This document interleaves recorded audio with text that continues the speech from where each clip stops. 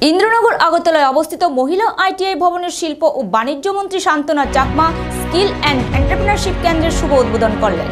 অনুষ্ঠানে উপস্থিত ছিলেন দপ্তরের সচিব এবং অন্যান্য অফিসার বৃন্দ।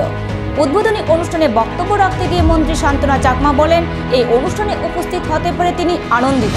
তার দপ্তরের লক্ষ্য মহিলাদের আত্মনির্ভর করে তোলা। সুতরাং স্কিল অ্যান্ড এন্টারপ্রেনারশিপ কেন্দ্রে এসে মহিলারা ট্রেনিং নিয়ে আত্মনির্ভরশীল হতে পারবেন, তবে সঠিকভাবে ট্রেনিং নিতে হবে এবং যারা ট্রেনিং দেবেন তাদের জ্ঞানকে কাজে লাগাতে হবে, নতুবা সামগ্রিকভাবে নতুন কিছু করার ব্যাপারে সমস্যা হতে পারে। তিনি আরও বলেন, রাজ্য সরকার ও কেন্দ্র সরকার মহিলাদের গুরুত্ব দিয়েছে এবং আগে কাজের ক্ষেত্রে মহিলাদের কোনো সংরক্ষণ ছিল না, কিন্তু এখন 33% সংরক্ষণ কেন্দ্র ও রাজ্যে রয়েছে। শিক্ষার অগ্রগতির সাথে সাথে মহিলাদের এগিয়ে নিয়ে যাওয়ার প্রয়োজনীয়তা দেখা দিয়েছে এবং সরকারও এই লক্ষ্যে কাজ করছে। মহিলাদের এগিয়ে নিয়ে যাওয়ার চেষ্টা চলছে। সেলফ হেল্প গ্রুপের মাধ্যমে ত্রিপুরা রাজ্যে 80,000 মহিলা স্বনির্ভর হয়েছে। আজ রাজ্যে লাখপতি দিদি তৈরি হচ্ছে। এইভাবে আত্মনির্ভর পরিবার গড়ে তোলা সম্ভব, আর আত্মনির্ভর পরিবার গড়ে উঠলে ত্রিপুরা রাজ্যের আর্থিক দিকে বিকাশ হবে।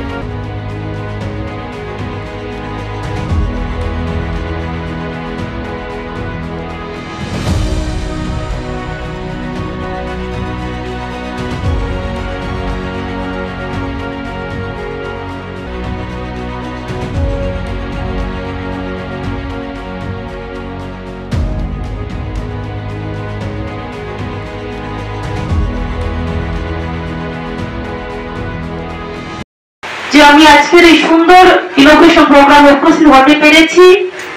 আমি জানি যে আমরা যে স্কিল এন্ড এন্টারপ্রেনারশিপ ট্রেনিং যে আমরা সেন্টারটা উদ্বোধন করতে পেরেছি, তার মাধ্যমে আমাদের রাজ্যের বিভিন্ন জায়গা থেকে আমাদের মেয়েরা, মহিলারা ট্রেনিং নিতে পারবে এবং আমি আশাবাদী যে আমাদের লক্ষ্য আত্মনির্ভর হওয়া, প্রতিটি পরিবারকে আত্মনির্ভর করা।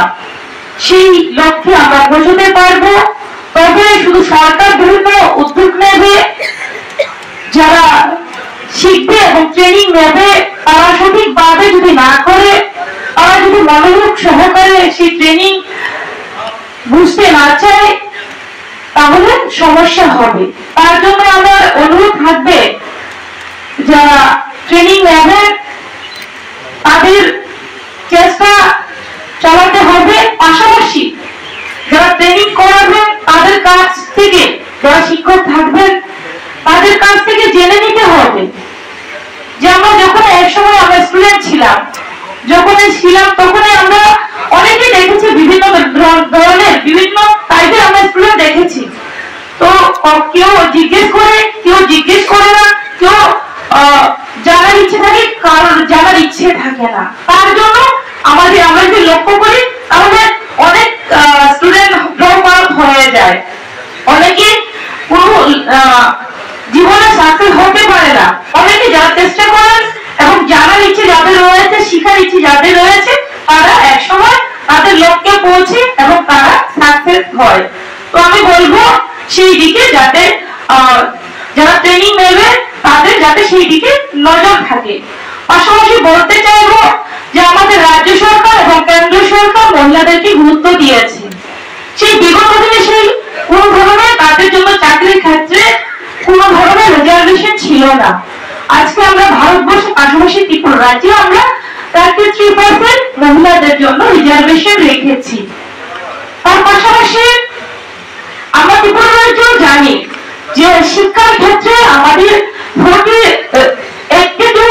আমরা মহিলারা শিক্ষায় শিক্ষিত।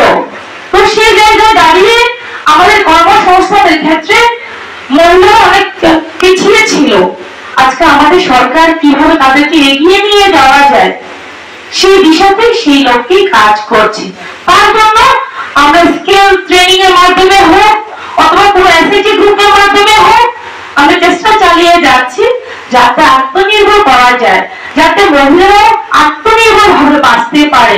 যেমন এক্সাম্পল যদি আমরা দেখি যে 2018 থেকে আমাদের ত্রিপুরা রাজ্যে মহিলাদেরকে 50,000-এর উপরে এসএইচজি গ্রুপ তৈরি করা হয়েছে এবং সেখানে 4 লক্ষের অধিক মহিলা এসএইচজি গ্রুপের সঙ্গে যুক্ত হয়েছে এবং সেই জায়গায় দাঁড়িয়ে আমাদের ত্রিপুরা রাজ্যে অনেক মহিলা 80,000-এর উপরে মহিলা লাখপতি দিদি হয়েছে, এবং সেটা একমাত্র সম্ভব হয়েছে তাদের ইচ্ছে শক্তি ছিল, পাশাপাশি সরকার উদ্যোগ নিয়েছে।